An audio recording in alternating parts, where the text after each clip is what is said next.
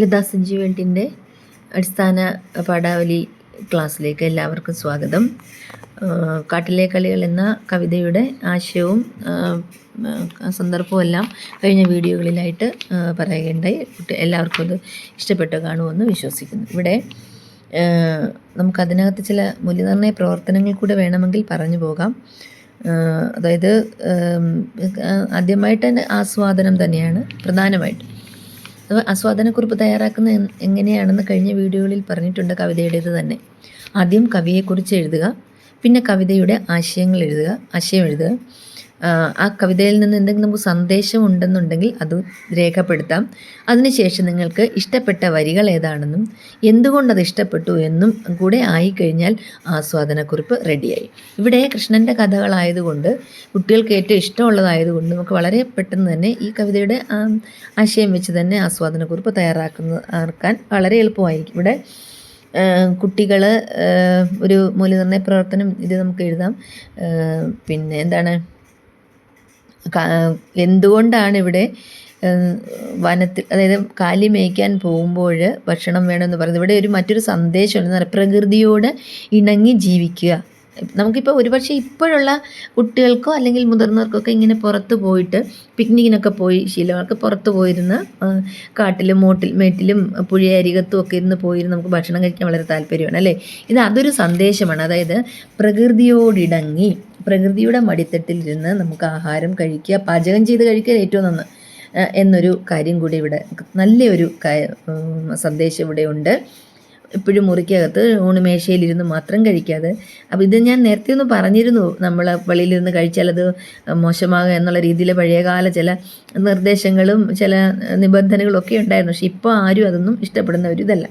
അപ്പം എന്താണ് കൃഷ്ണൻ്റെ അമ്മയോടുള്ള ഒരു നിർദ്ദേശം എന്താണ് അല്ലേ? കാനനം തന്നിൽ ചെന്ന് ആനന്ദമായി നിന്ന് വേണം ഇന്നൂണം എന്നെല്ലാം. അതായത് ഇന്ന് ആനന്ദത്തോടെ കാട്ടിലിരുന്ന് എനിക്ക് ഊണ് വേണം, ആയതിനായി എനിക്ക് നെയ്യും പാലും തേനും ഒക്കെ ചേർത്ത ഊണ് തന്നയക്കുക എന്നാണ് അമ്മയെ എന്നാണ് കൃഷ്ണൻ്റെ നിർദ്ദേശം അമ്മയുടെ അടുത്ത്. അപ്പം ആ കൂട്ടുകാരെല്ലാവരും കൂടി കളികൾ കാലിമേയ്ക്കാൻ ഇറങ്ങിയപ്പോൾ എന്തൊക്കെ കളികളാണ് അവർ ഈ യാത്രയിൽ. അതാണ് ഏറ്റവും പ്രധാനപ്പെട്ട ഇവിടുത്തെ ഒരു പഠന പ്രവർത്തനം, മൂല്യനിർണ്ണയ പ്രവർത്തനം അതാണ്. അവരുടെ യാത്രയിൽ അവരെന്തൊക്കെ കുസൃതികളാണ് ചെയ്തത് അല്ലേ. നമുക്കത് കേക്കുകൾ കൂകുമ്പോൾ എന്ന് തുടങ്ങി എന്താ പറയുക, നമുക്ക് വാനരൻ്റെ കാലേ പിടിക്കുന്നത്, അരണ്യങ്ങളുടെ പുറകെ പോയി ഒക്കെ ചേർത്ത് ഒരു നല്ലൊരു ആശയം അല്ലെങ്കിൽ വിവരണം തയ്യാറാക്കാൻ വളരെ എളുപ്പമാണ് അല്ലേ.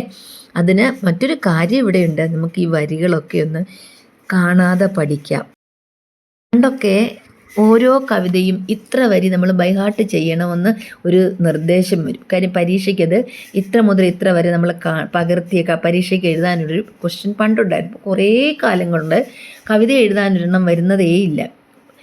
അപ്പോൾ ആശയം മനസ്സിലാക്കുന്ന കുട്ടികൾക്ക് അത് ബുദ്ധിമുട്ടില്ല. എൻ്റെ വരികളെന്ത് ഇവിടെ നമുക്ക് ഈ വികൃതികൾ എന്താണെന്നുള്ളത്, എന്തൊക്കെയാണെന്ന് നമുക്ക് ഈസി ആയിട്ട് ഈ കവിത വായിക്കുമ്പോൾ തന്നെ മനസ്സിലാകാവുന്ന വളരെ സിമ്പിളായ ചില വരികളാണ് ഇവിടെ ഉള്ളത്.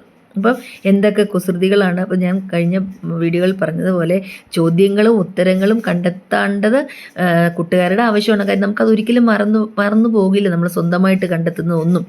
അപ്പം ഞാൻ ജസ്റ്റ് ഇവിടെ ആ ചോദ്യം എന്ന് പറഞ്ഞത്, കുട്ടികൾ വനയാത്രക്കിടയിൽ കാട്ടിക്കൂട്ടിയ കുസൃതി കളികൾ എന്തൊക്കെയായിരുന്നു. അപ്പോൾ നിങ്ങൾക്ക് തന്നെ ഇപ്പം തന്നെ അത് നിങ്ങളുടെ സ്വന്തം ശൈലിയിലും ഭാഷയിലും ആൻസർ ചെയ്യുന്നതാണ് ഏറ്റവും നല്ലത്.